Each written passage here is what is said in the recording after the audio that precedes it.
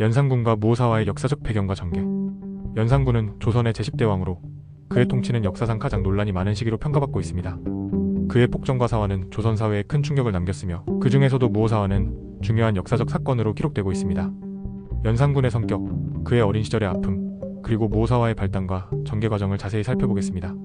네. 연산군의 출생과 어린 시절. 연산군은 성종과 중전 윤씨 사이에서 태어난 적장자로 그 출생은 조선 전체의 경사로 여겨졌습니다. 성종의 기쁨뿐만 아니라 왕실의 정통성을 이어갈 후계자로서 주목받았습니다. 그러나 그의 어린 시절은 순탄치 않았습니다. 그의 어머니인 중전 윤씨는 성종의 얼굴을 긁는 사건으로 인해 폐비되고 나아가 사약을 받아 사망하게 됩니다. 이때 연산군은 불과 7세였으며 어머니의 죽음을 알지 못한 채 자랐습니다. 연산군의 성격과 왕위 등극.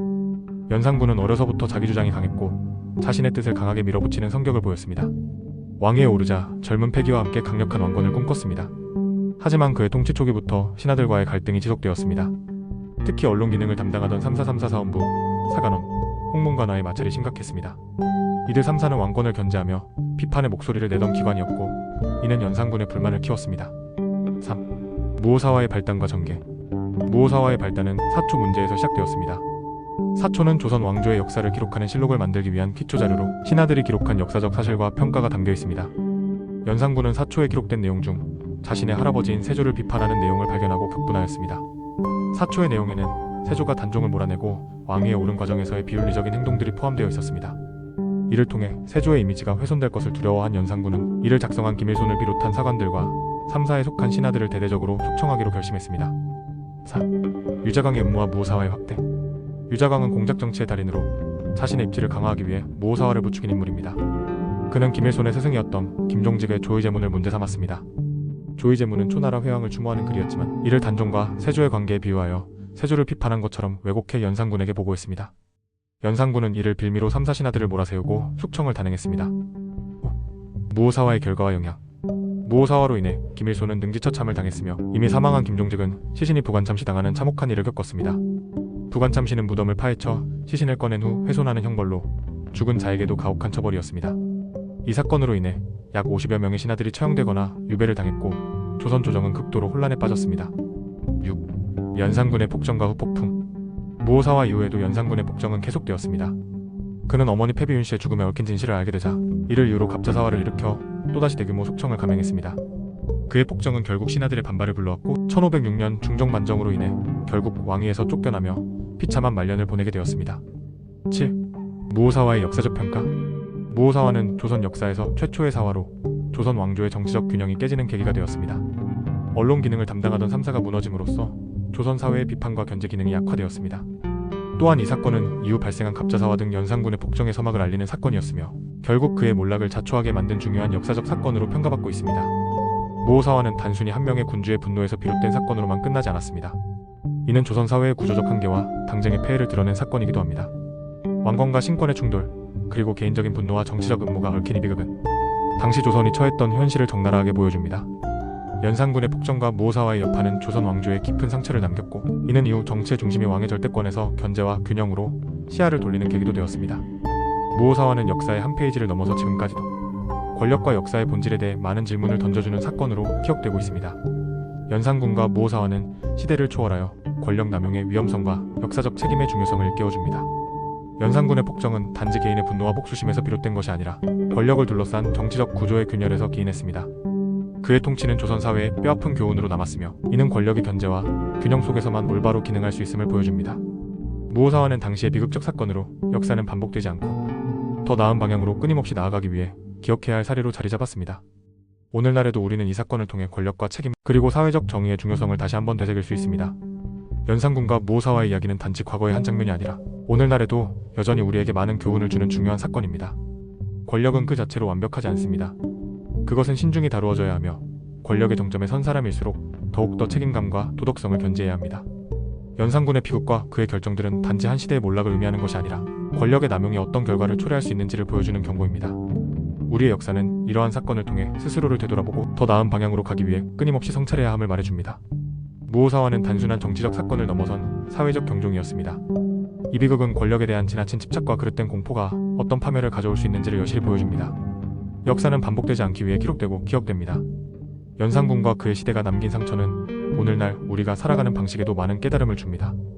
권력의 본질은 소유가 아니라 책임이며 오직 정의와 균형 속에서만 권력은 진정한 가치를 가질 수 있습니다. 연산군의 비극은 단지 그 개인의 잘못된 선택과 성격의 문제로만 볼 수 없습니다. 이는 당시 사회 구조 속에서 권력의 과도함과 그를 견제할 시스템의 부재가 만들어낸 집단적인 실패이기도 했습니다. 무오사와는 단순히 당시의 희생자들에 관한 이야기를 넘어 권력이 어떠한 방식으로 사용되어야 하며 그것을 둘러싼 인간의 욕망이 얼마나 파괴적인 결과를 초래할 수 있는지를 보여줍니다. 우리는 역사를 돌아보며 끊임없이 묻고 배워야 합니다. 권력은 결코 남용되어서는 안 되며 견제와 균형 속에서만 공동체에 이로운 결과를 가져온다는 진리를 잊지 말아야 합니다. 연산군과 그의 시대는 단순히 한 인물의 복정의 이상으로 권력의 무게를 감당하지 못한 인간의 한계와 그 시대적 구조의 문제를 동시에 내포하고 있습니다. 권력을 가진 자의 사소한 선택과 감정적인 판단이 어떻게 국가와 백성들에게 파국적인 영향을 미칠 수 있는지 우리는 무오사와를 통해 배웁니다. 역사를 되짚어본다는 것은 단지 과거를 돌아보는 것이 아니라 현재와 미래를 위한 지침을 찾는 것입니다. 연산군의 이야기는 권력이란 오직 올바른 기준과 책임감 속에서만 지속 가능하다는 진실을 일깨워줍니다. 그의 실패는 우리에게 경고하며 우리는 그것을 통해 더 나은 사회를 위한 방향을 설정해야 합니다. 연산군과 무오사와의 역사는 단순히 한 시대의 비극적 사건으로 끝나지 않습니다. 그것은 권력이 언제나 겸허와 책임 속에 있어야 함을 일깨우는 교훈으로 남아있습니다. 무오사와에서 드러난 정치적 음모와 폭정의 상처는 지금까지도 우리에게 권력의 본질을 묻습니다.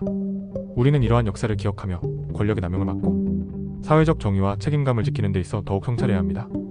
역사는 단순히 과거에 머무르는 것이 아니라 우리의 현재와 미래를 위한 거울이 되어야 합니다. 연산군과 무오사와는 역사의 깊은 교훈을 담고 있습니다. 권력은 지배의 도구가 아니라 백성을 위한 책임의 무게라는 점을 우리는 잊어서는 안 됩니다. 역사는 반복될 수 있게 이를 직시하고 성찰하는 것이 중요합니다.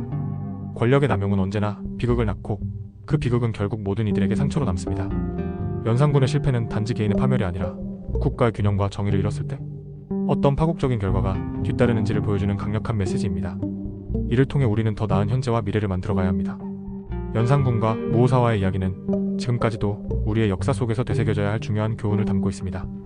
권력은 올바른 책임과 공의로 사용될 때에만 그 본연의 가치를 발휘합니다. 하지만 그것이 감정의 도구로 변질되고 견제받지 않은 채 폭주할 때 그 끝은 언제나 비극으로 닿게 됩니다.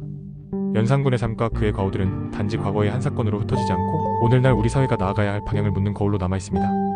우리는 이 역사를 통해 권력에 내재된 위험성과 그 뒤에 숨겨진 책임의 중요성을 기억하며 더 나은 세상을 위해 끊임없이 성찰해야 합니다. 연산군과 무오사와의 이야기는 단지 과거의 기록으로 끝나는 것이 아닙니다. 그것은 오늘날 권력을 가진 모든 이에게 울림을 주는 메시지입니다. 권력은 단순한 지배가 아닌 그 속에 담긴 무거운 책임과 도덕적 기준을 요구합니다. 연산군의 실패는 우리가 과거를 통해 배워야 할 중요한 교훈이며 이는 결코 잊혀져서는 안 될 진실입니다. 역사는 우리의 현재를 비추는 거울이며 미래를 더 나은 방향으로 이끌기 위한 나침반입니다. 권력의 본질과 책임 그리고 정의의 의미를 기억하며 역사가 반복되지 않도록 우리는 끊임없이 경계하고 성찰해야 할 것입니다. 연산군과 무오사와의 역사는 단순히 과거를 기록한 사실로 끝나는 것이 아니라 권력과 그 책임이 어떻게 공존해야 하는지를 되새기게 합니다.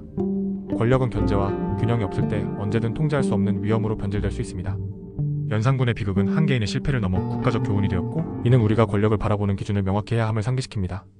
과거의 역사는 현재와 미래를 위한 거울이며 우리는 이를 통해 정의로운 사회를 만들어 나가야 합니다. 역사의 교훈을 망각한다면 같은 비극은 반복될 것입니다.